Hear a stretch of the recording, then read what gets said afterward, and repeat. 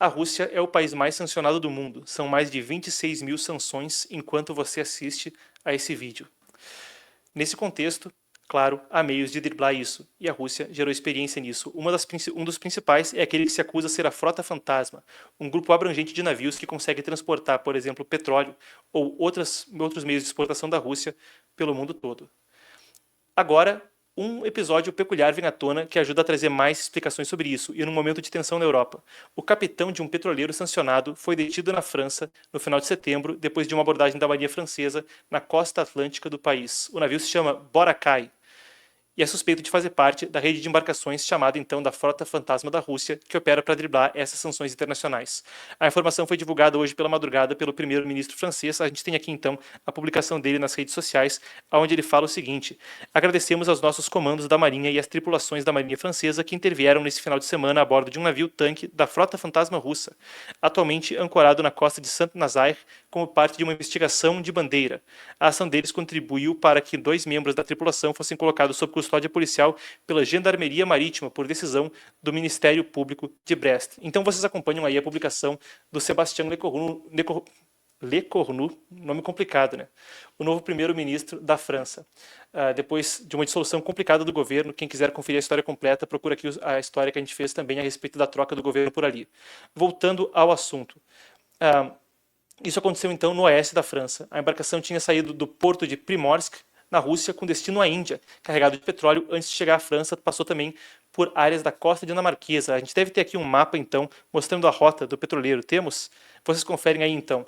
Isso é compilado a partir de dados de detecção marítima ao longo da rota. Saía por ali, então, da Rússia e ia rumo à Índia, que é um dos principais países quando a gente fala sobre a importação via frota fantasma de petróleo russo, coisa que até levou ela a ser alvo de tarifas mais pesadas por parte do presidente americano Donald Trump.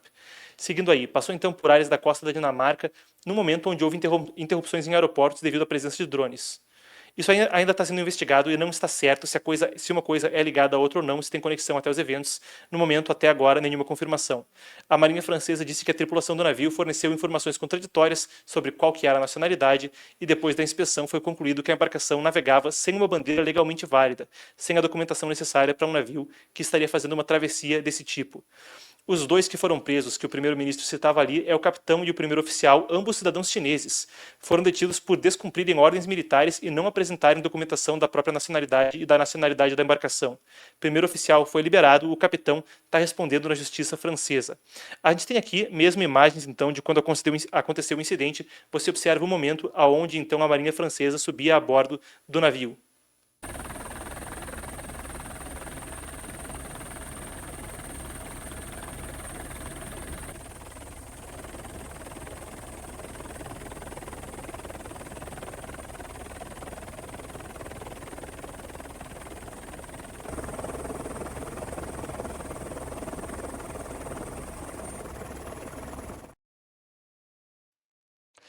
Muito bem.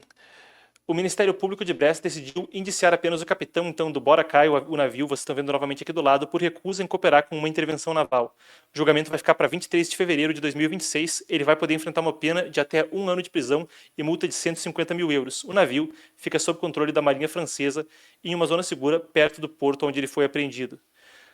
O presidente francês Emmanuel Macron confirmou que o navio estaria na categoria das embarcações utilizadas pela Rússia para contornar sanções econômicas impostas depois da invasão da Ucrânia. Vamos falar de um pouco de contexto. Isso vem em meio à tensão crescente com a Rússia. Ontem a gente abordou aqui no programa quando a gente cobriu uma cúpula de segurança na Dinamarca, em Copenhague.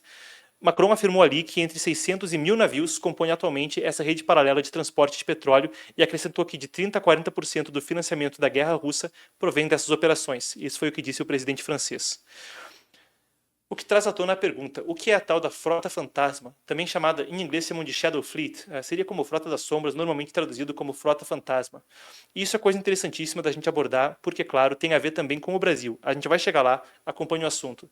Então, a Frota Fantasma da Rússia é um conjunto de petroleiros antigos, propriedade, registro, a documentação fica opaca, e eles são utilizados, então, para exportar petróleo e derivados de forma disfarçada, e isso evita as sanções econômicas e o teto de preços imposto por Estados Unidos, União Europeia e por outros países, outros acordos internacionais. Então, os navios da rede operam sem bandeira declarada, seguro não reconhecido pelos mercados ocidentais e rotas alternativas, e ainda longe de portos onde possa haver a fiscalização da carga. Muitas vezes tem um histórico de mudança de bandeira, mudança de nome, mudança de empresa operadora e tudo em curto intervalo de tempo. Papum, trocou. De acordo com dados do Atlantic Council e de algumas outras entidades de pesquisa que a gente consultou então para apuração desse segmento, a frota seria uma extensão de práticas que já são usadas por outros países, Irã e Venezuela, para burlar as sanções. E desde 2022, o número de navios nessa categoria cresceu de forma exponencial, não é à toa também. A Rússia se tornou de lá para cá, depois de fevereiro de 2022, quando houve a invasão na Ucrânia, o país com mais sanções no mundo. A gente tem aqui a seguinte apuração. Vamos lá então, a gente pode colocar na tela isso aqui. Isso é da Castellum.ai, que é a principal plataforma de rastreio de sanções no mundo. Eles são provavelmente o lugar mais preciso para rastrear, tanto é que são um serviço normalmente até para o qual governos delegam a apuração quanto às sanções e muitas vezes são uma consultoria que dá para empresas o panorama de o que você tem que fazer para evitar uma sanção. Posso exportar isso aqui? Não posso? Preciso de tal documento? Não preciso? A entidade número 1 do mundo para isso. O rastreador de sanções deles coloca então em mais de 26 mil sanções aquelas que estão sobre a Rússia. Nem tudo de Estados Unidos, nem tudo de um país ou do outro. Estados Unidos lidera, é verdade, com cerca de 6, 7 mil sanções, mas depois tem Reino Unido e outros países da OTAN. Está aí então, não à toa, isso é o obstáculo enfrentado pela Rússia, o que ajuda a gente a entender também o porquê isso está acontecendo. Vamos para os números. A União Europeia identifica 444 navios como parte da tal frota fantasma. Reino Unido sancionou 500 embarcações desde 2022. Estados Unidos incluíram 183 navios em lista de restrições ligada a isso. A maioria dos navios envolvidos tem mais de 20 anos e não possui os seguros tipo PII, que são os necessários para eventos como derramamento, se cai petróleo no mar ou para alguma colisão, e isso torna essencialmente inexistente a responsabilidade legal se acontecer alguma coisa. Mas o regime russo, usando esses navios, pode exportar o petróleo sem depender de serviços ocidentais de transporte, de financiamento ou de seguros. Ainda falando de dados, o Centro de Pesquisa CREA, não é o Conselho Regional de Engenharia e Arquitetura, para quem tem aí amigo arquiteto, amigo engenheiro, é outra coisa. Centro de Pesquisa em Energia e Ar Limpo, CREA na sigla em inglês, com sede em Helsinki, estima que em agosto de 2025, 125 dos 400 navios exportadores de petróleo russo eram parte da frota fantasma. E o Bora Kai, o navio que a gente estava vendo aí na tela, podemos até trazer ele de volta, o pessoal tende a ficar mais engajado quando tem coisa acontecendo aqui do lado. Incluindo o Bora Kai, também conhecido como Kiwala ou Pushpa, que nem a gente falou, o nome muda rapidamente, já tinha sido detido pela Marinha da Estônia em abril desse ano pelo mesmo motivo, sem bandeira clara e vínculo com exportações russas sancionadas. Agora, a França segue monitorando a embarcação e investigando a possibilidade de participação em outras atividades ilícitas. Mas eu não falei que isso ia chegar no Brasil. Muito bem, eu quero passar com vocês pelo seguinte na sequência, e uma coisa que também está no contexto mais amplo de tensões internacionais ligadas ao Brasil, já que a gente ouviu Mark Rutte falar em Índia, China e Brasil como países que financiavam o esforço de guerra da Rússia. Por isso eu pedi que a nossa apuração resgatasse uma investigação a respeito disso, realizada pela BBC Brasil. O jornalista Leandro Prazeres realizou essa investigação que durou 4 meses junto à BBC em setembro, melhor dizendo, publicada no início de setembro. Os navios fantasma de Putin que abastecem o Brasil com combustível russo. E por aí a gente começa a entender como um capitão chinês preso na França tem muito a ver com redes que passam sim pelo Brasil e podem mesmo chegar a trazer sanções a depender do contexto. Então, vamos lá. Navios de Putin abastecem o Brasil com combustíveis russos desde 2022. Vamos para a informação. Navios tanque ligados à tal da frota fantasma da Rússia têm operado livremente na costa brasileira desde o início da guerra na Ucrânia, fornecendo diesel e outros combustíveis de origem russa sem sofrer restrições das autoridades nacionais.